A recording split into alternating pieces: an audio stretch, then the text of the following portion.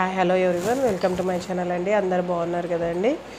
అందరికీ good morning అండి. నిన్నటి వీడియోలో మీరు చూసారు కదండి, చాలా బ్లౌజెస్ అయితే ఉన్నాయి అని.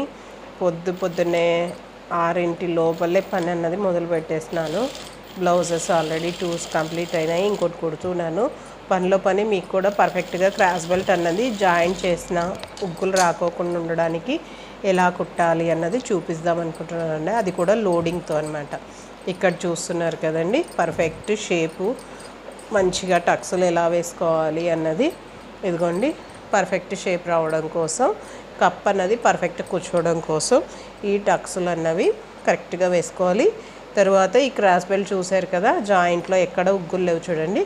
మనం ఏం చేయాలంటే, ఇలాంటి క్లాత్లు ఉన్నప్పుడు ఫస్ట్ ఆఫ్ ఆల్ ఈ క్లాత్ ఉంటుంది కదా, ఇవి 4 పీసెస్ తీసుకుంటాం. దానిలో ఒక పీస్ తీసేసి ఈ మెయిన్ క్లాత్కి ఇది అటాచ్ చేసి ముందే లాంగ్ కుట్టు వేసుకొని తర్వాత దీనికి జాయింట్ చేసుకోవాలి. ఆ తర్వాత ఇప్పుడు లోడింగ్ చూపిస్తానండి మీకు.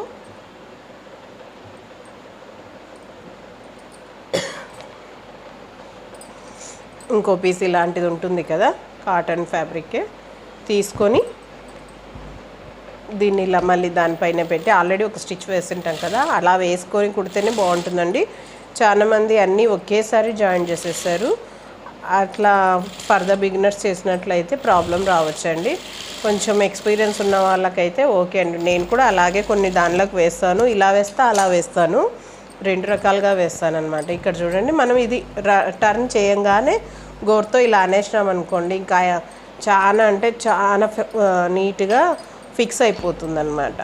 ఇలా చెక్ చేసుకొని ఇలా చూసుకున్న తర్వాత మనం మెయిన్ బ్లౌజ్ అయితే ఉంటుంది కదండి, ఆ బ్లౌజ్లో హుక్ పట్టి సైజు చెక్ చేసుకోవాలి. మన కుట్టుకు ఎంత పోతుంది, ఇక్కడ నుంచి ఇక్కడికి ఇంత ఉంది కదా ఎక్స్ట్రా, కరెక్ట్ ఇది ఇలా గీసేసుకున్నాం అనుకోండి సరిపోతుంది.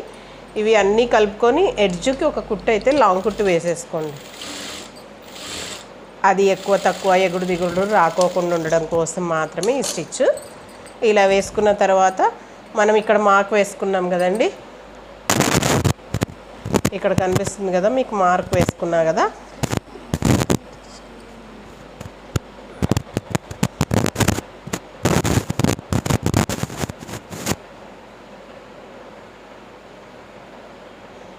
ఇప్పుడు కనిపిస్తుందా చూడండి మీకు, మార్క్ అన్నది ఇక్కడ కనిపిస్తుంది కదండి.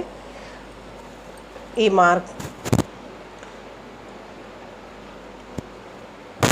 మార్క్ దగ్గర వరకు ఇలా ఫోల్డ్ చేసేసుకోవాలి. ఫోల్డ్ చేసుకొని ఫస్ట్ ఒకసారి గోరుతో అంతా ఇలా అనేసుకోండి.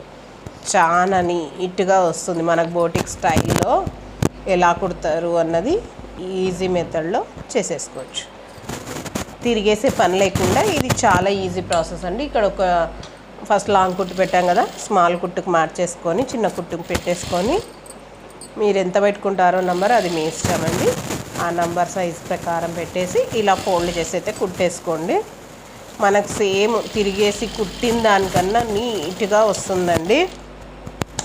నేనైతే నా బ్లౌజెస్ అన్నిటికీ ఇలాగే స్టిచ్ చేస్తానండి. నా కస్టమర్ బ్లౌజెస్ రోజు నేను స్టిచ్ చేసే బ్లౌజెస్ అన్నిటికీ ఇదే ఫార్ములా ఫాలో అవుతా. ఇది ఎక్స్ట్రా ఉన్నది కట్ చేస్తాం. చూడండి, క్రాస్ బెల్ట్ అన్నది ఎంత నీట్గా ఉందో.